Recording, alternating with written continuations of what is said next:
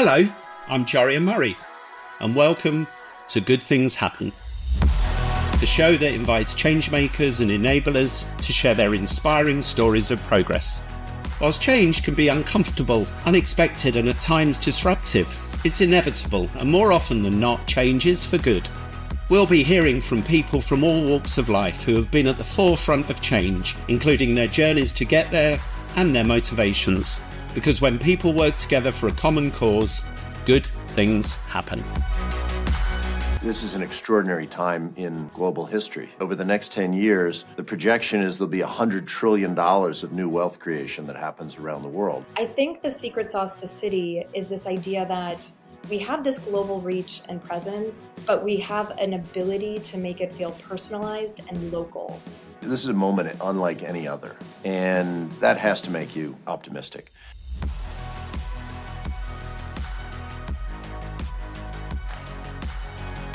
Today, on Good Things Happen, we are exploring wealth.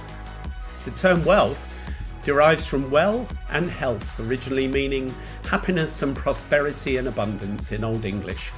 More specifically, we'll be discussing the management of wealth with two of Citi's leaders responsible for preserving, protecting and growing their clients' wealth. Andy Sieg is Global Head of Wealth, having rejoined Citi last September 2023. And Kristen Bitterly is Head of Investment Solutions in Andy's Global Wealth team. Before we learn about the changing world of managing wealth, let's hear how our guests came to do what they're now doing. Andy, did you, as a little boy, have a long-held ambition to become head of happiness and prosperity and abundance one day? I certainly did not. Unfortunately, when I was young, whenever I got the question, what do you want to be when you grow up, I never had a very good answer. And so if there's anything that kind of led me in this direction, it was a long-held desire to kind of keep learning and try new things. And, you know, that pathway eventually led to here. Give us a little more detail. What did you study and what was your first job? What brought you to Wall Street? As an undergraduate, I studied economics and was interested in particular, public policy. And that interest led me to go to graduate school at the Harvard Kennedy School. And then my first job actually was working in the Bush 41 White House as a young staffer in the Economic and Domestic Policy Office. The election in 1992 kind of threw out the Bush crowd and brought in the Clinton crowd. So I needed to find a real job, so to speak, and that caused me through an interview process to get a role at Merrill Lynch, and I was a young strategy analyst at Merrill Lynch, focused on where this world of financial services and the public policy world kind of comes together, and what that would mean for product development and advice to clients on topics like taxes and the like. We'll dig a little deeper into that in just a minute. Kristen, tell me, were you a mathematical prodigy? I'm not sure I was a prodigy in anything, but I'm from a medical family. My dad was a doctor, my mom was a nurse. And so I think my first ambition was probably to be a doctor. I then pivoted into trying to do anything international. And so I thought I was going to work for the State Department.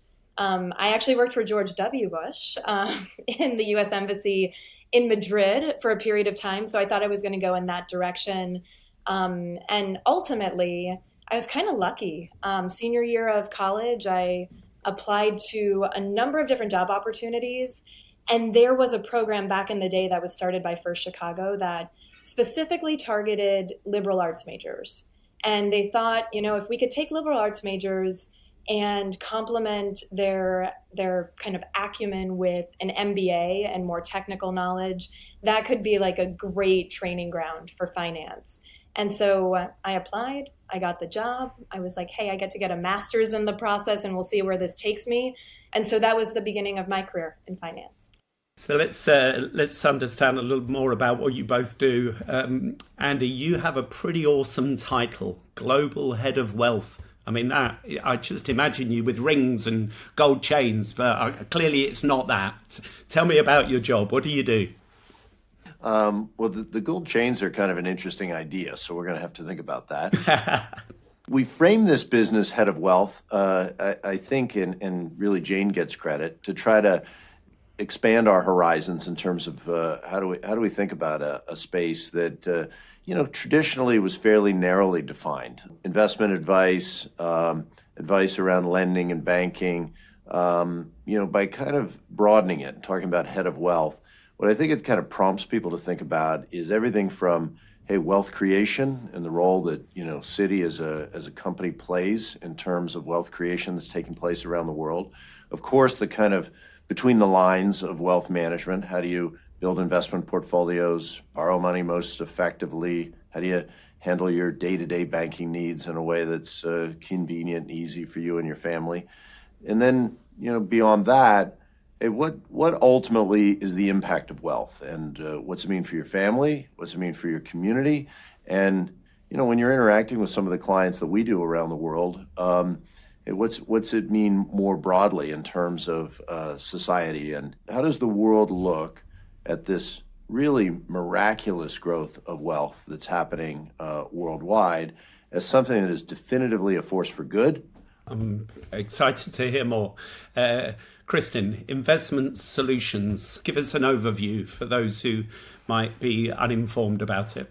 Sure. I have actually an incredible and amazing role leading investment solutions here at Citi Global Wealth. Essentially, the way to think about it is we're taking our advice and putting it into action across investment solutions. So if you think of the different roles within a wealth management organization, you could, and again, I'm massively simplifying, but you could think of a couple of different buckets. So the first being relationship management. So responsible for direct client coverage, developing that relationship, really understanding the client and their goals and what they hope to achieve. Because I think the other part of wealth management is that it's really personal. So getting into, what is someone's plan? What are their goals? What are their aspirations? Then the second bucket would be, our research and advice. What are our house views? How are we advising clients? How are we helping them to navigate market conditions and economic conditions? And then the third piece is the implementation. So how are we implementing these views and actually helping our clients achieve their goals? So when you think of, massive trends that we're experiencing, we talk a lot about longevity and the fact that life expectancy is much longer than it was. And with all of the innovation that we have, I think there's some pretty scary stats out there about, my children and how long they will live. And then you think about, your wealth journey and what is required to have, a fulfilling, safe life. And so these investment solutions, that's exactly what they do. And so we help our clients invest across public markets and private markets. We combine best-in-class strategies that are unique to Citi, as well as recognizing that, no one has a monopoly on good ideas or best-in-class performance. So we actually get to partner with some incredible asset managers from around the world to bring unique investment opportunities to our clients. And so this is across insurance, markets, diversified portfoliols, and alternatives. Andy, you're, I think, what's described as a boomerang. You've come back to Citi. Is a bank, or culturally are they very different places? And what have you witnessed on return to Citi? What makes Citi special? Hey, such a great question. I think organizations have a DNA. It's very distinct from the balance sheet and the profit and loss. Jane talks about this as a bank with a soul. I think that there's aspects of Citi that are very, very unique. This is an organization, of course, that's global at its very core. It has a degree of collaboration and teamwork that I think stands out. This is a bank that when we hear from clients kind of how they interact with us, frequently they speak to kind of a degree of care, a sense that we have their best interests, front of mind, which is candidly not the way that many financial institutions are described.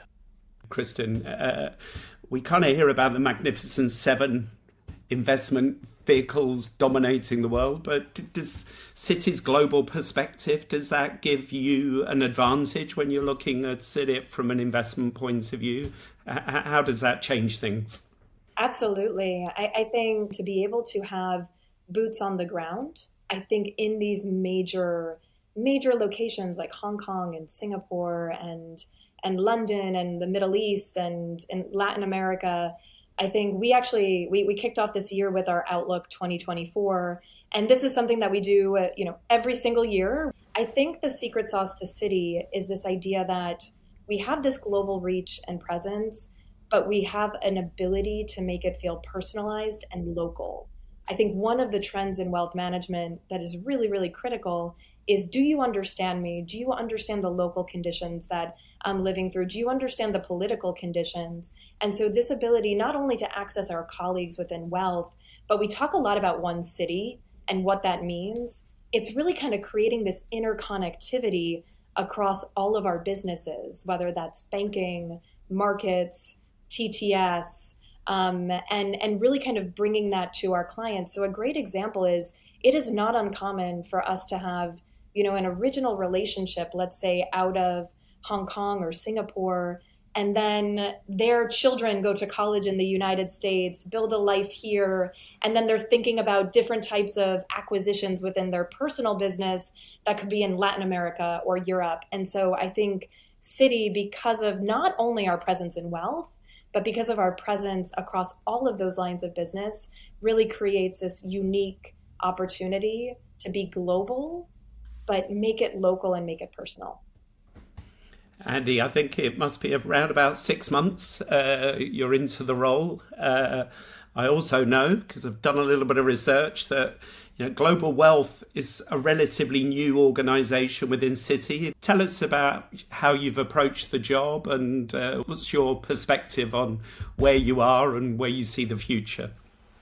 Well, it's a relatively new part of the architecture of Citi, but built with business units that have existed for quite a long time and have a very storied history. And so the thing that's very exciting is we've brought different business lines together. Our private bank, our Citi Gold businesses, which are wealth management offerings, which are intertwined with Citibank in the U.S. and several other markets, and a business where we provide wealth advice in the workplace, which we call Wealth at Work.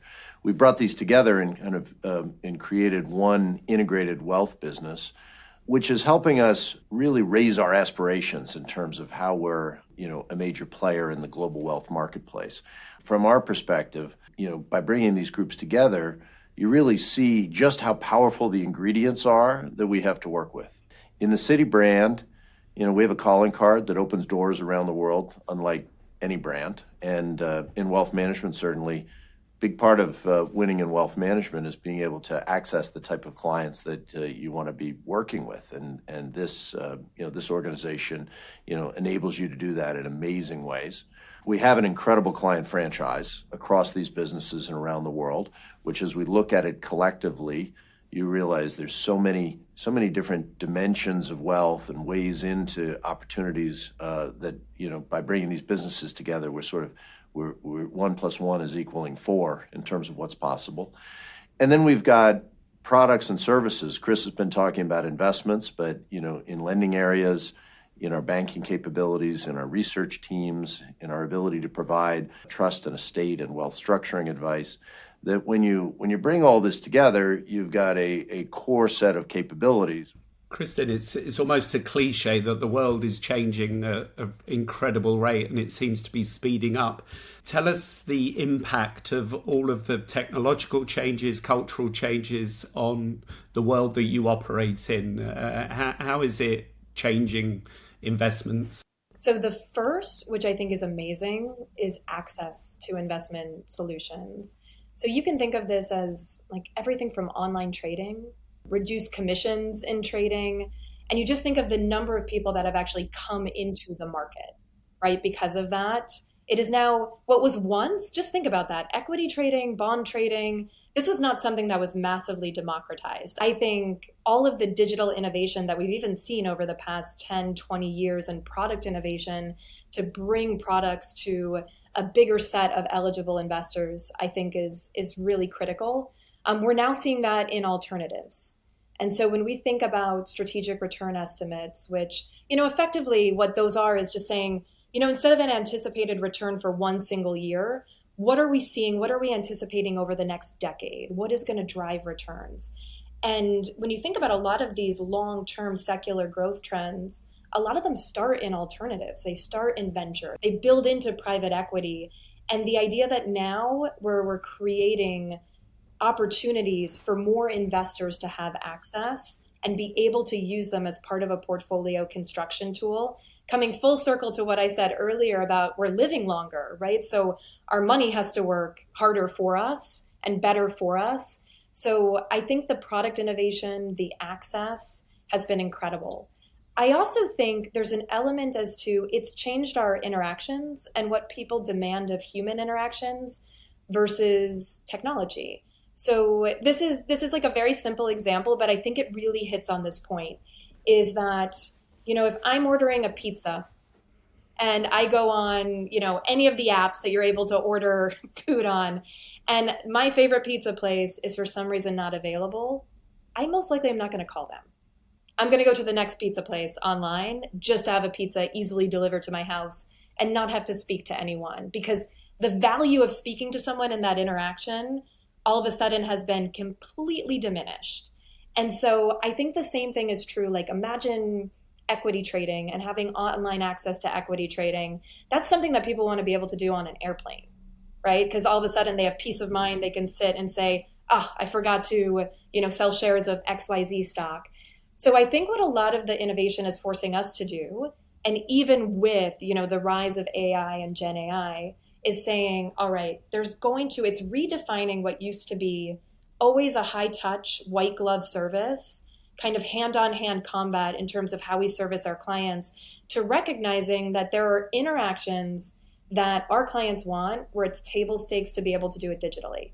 They want a seamless digital experience to be able to do that.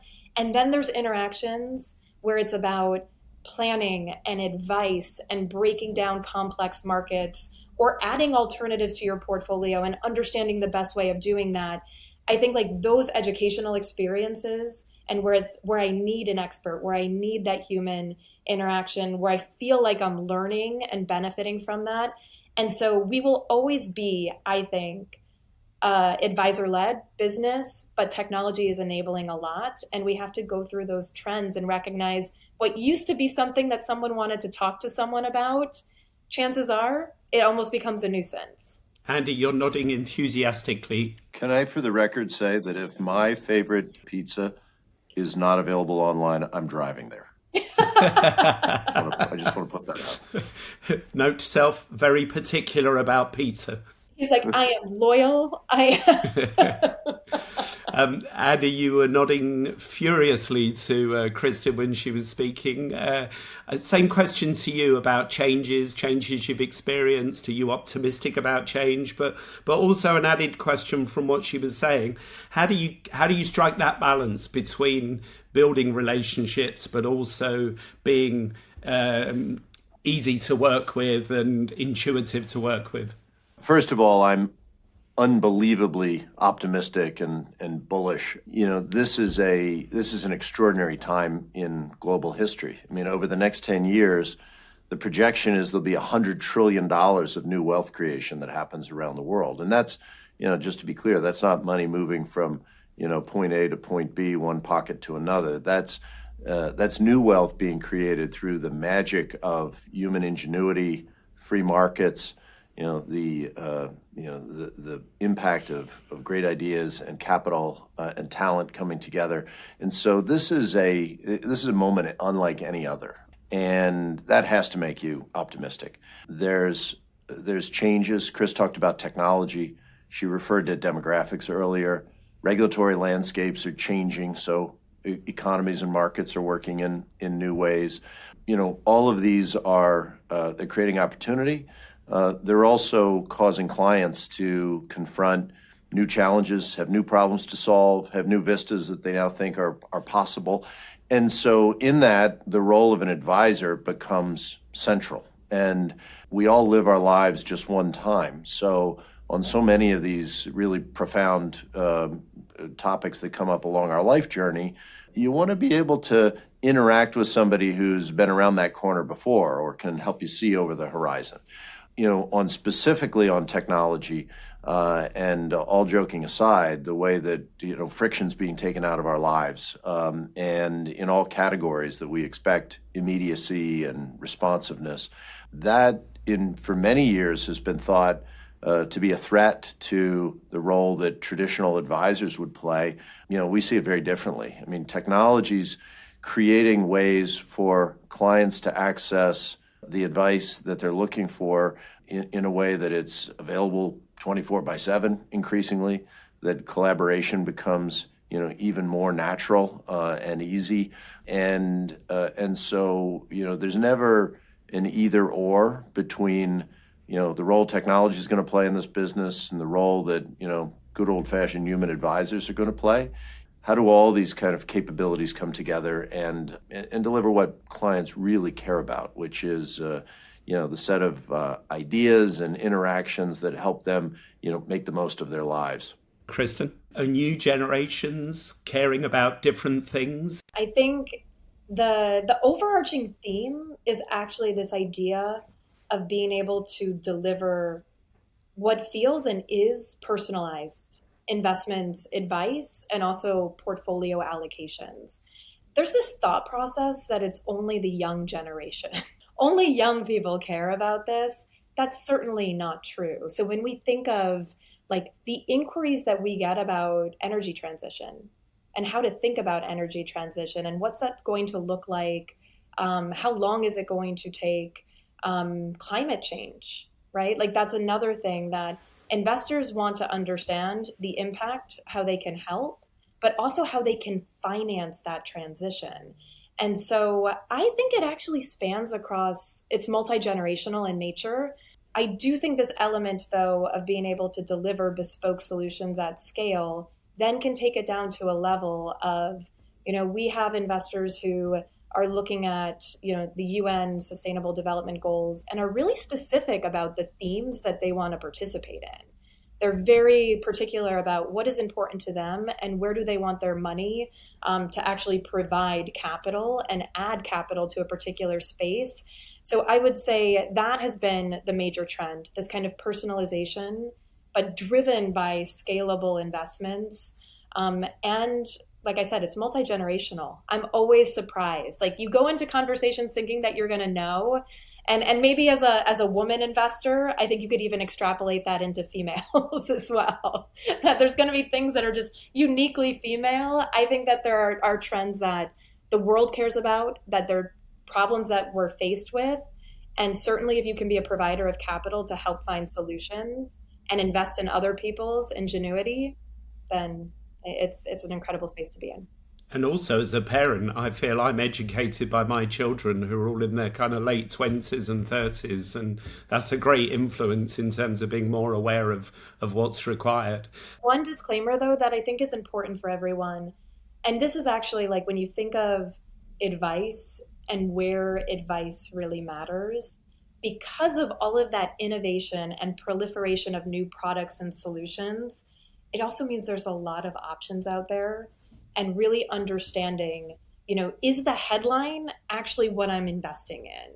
And so I would also say for anyone who's interested in thematic investing, if it's something related to ESG or sustainable investing, make sure you know what you're purchasing as well, because the innovation has enabled such a massive product proliferation that I think sometimes the headline may actually be a little bit different than the exposure within that portfolio. And that's where we have a sustainable investing practice as part of our CIO organization that does exactly that for our investors. So I think it's important to realize that there's a lot of options, but curation of those options matter. Same question, Andy, about future ready. You're clearly very optimistic about Citi's ability to grow in wealth, and talk to us more about the kind of capabilities that Citi has and what makes you confident that I read recently that you see the opportunity for the business to be the number one wealth business in the world. Well, it's rooted, I think, in large part in the perspective that Chris talked about, which is, one of the coolest things that's taking place, across categories is, our clients, customers, the market, their expectations are rising in terms of how all different aspects of their lives kind of work together in an integrated way. And you were talking about impact investing. That's a great example because it used to be people thought, well, I can be a philanthropist over here, but then over here on the other side of my life, I'm going to, focus on investing. And, the impact investing and responsible investing is a way of saying, hey, you can actually bring these themes together and you can think about risk and return and impact kind of all at once. If you kind of take that idea of a sort of integrated expectation that clients have and you sort of blow it out most broadly, to meet that need, you need to be a financial institution with, a lot of breadth and a lot of reach, a lot of expertise across different disciplines. So if I was going to put a dot in the middle of the bullseye in terms of the client that would see something very unique and powerful in what, Citi Wealth does, it might be a client who's been very successful and is living in Hong Kong. They've got kids who are going to school in the U.S.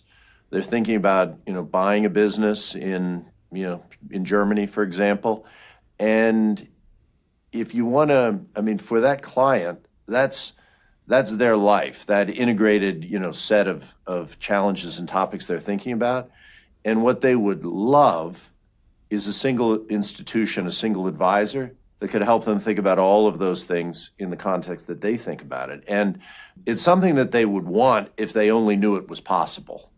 And here, it's actually possible. And when we talk to our clients about our ability to be coordinated in that way and to bring a global perspective, the kind of technical capabilities in wealth management, in the example I gave, investment banking, our markets businesses, all together, to them through a single touch point, they're blown away.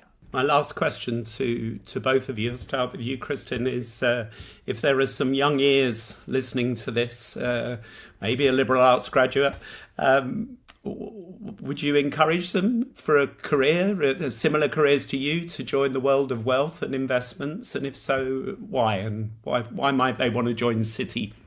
100%. And I think, so there's a couple of things I want to hit upon. I think there's this perception of finance that to enter into finance, an investment banking internship, a sales and trading internship, like that's how you start your career. And certainly, look, I joined in sales and trading. I started my career in derivatives. So I completely am appreciative of those programs. I have covered all different types of clients in my career. I've covered corporations, I've covered institutions. The value and the stakes, it's higher when you're dealing with someone's personal capital. So when it's someone's individual wealth journey, it is a very different conversation than when you're dealing with it in the context of a corporation or institution. The clients that you get to meet, I would make the argument we learn more from our clients a lot because these are people who have, built incredible businesses. They have unique local viewpoints. In our travels, you can talk about, Mexican elections and what's going to happen versus what's going on in the Hong Kong Stock Exchange year to date. So I think the clients that you have access to and the ability to learn from them and teach them, I think is a very rewarding part of this industry. I think the second part is if you are a lifelong learner, you are always learning something. What are your thoughts on that, Andy? There's just a long list of reasons to be excited about it. If I gave you my short list, every day you get to be around the world's change makers, and that is enormously energizing to have an opportunity to champion them, enable them, learn from them, as Chris said, is it's a privilege.